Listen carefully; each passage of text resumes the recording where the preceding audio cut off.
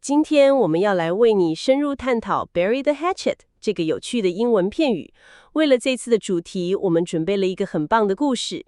今天的任务就是要带你一起发掘这个片语背后，其实隐藏着一个很酷的历史起源哦。没错，很多人可能听过这个片语，却很少去思考它的字面含义。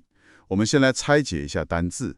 所谓的 hatchet 指的其实是美洲原住民以前使用的战斧，就是实打实的武器，而 bury 就是埋入地下，把武器埋起来，所以真正的意思自然就是言归于好，停止争吵了。这跟我们中文里常说的化干戈为玉帛概念非常精准地对应上了。对，意思是一模一样的。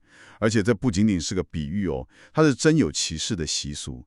你现在想象一下，在很久很久以前的美洲大森林里面，有两个势力很大的原住民部落，我们就用老鹰部落和黑熊部落来称呼他们好了。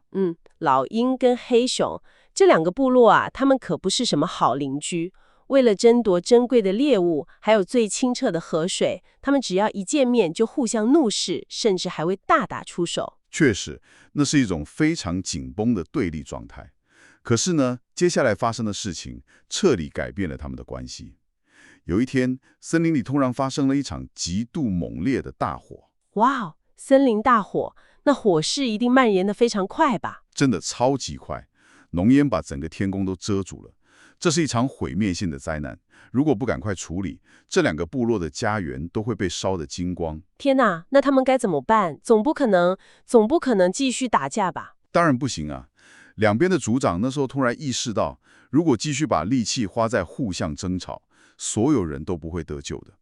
于是他们做出了一个很勇敢的决定，就是放下恩怨，带领大家一起扑灭这场火。所以老鹰部落跟黑熊部落的人就组成了一个临时的救火联盟。没错，他们有人负责提水，有人负责开辟防火线，最后竟然真的靠着大家齐心协力，保住了他们的家园。哇，太惊险了！你可以想象一下那个灾后重生的画面。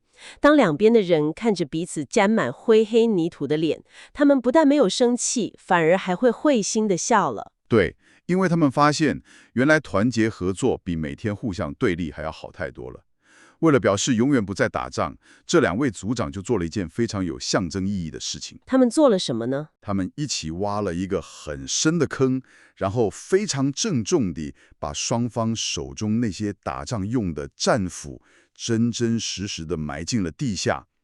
这是一个解除武装的仪式，为仇恨画下句点，从此成为最要好的朋友。哇，这就是 "buried hatchet" 这个片语的典故起源呐，把战斧埋起来，真的非常有画面感。是不是很酷？那回到现在，我们该怎么把这个知识运用在日常生活中呢？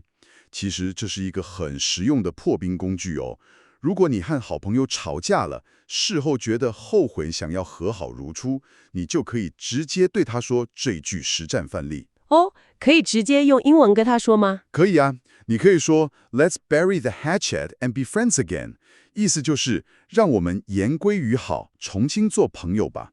这句话不仅表达了和好的意愿，还带有一种成熟放下的感觉。Let's bury the hatchet and be friends again。希望你记住老鹰与黑熊部落的故事哦，了解到放下争吵，选择合作，能让我们的生活变得更美好。没错。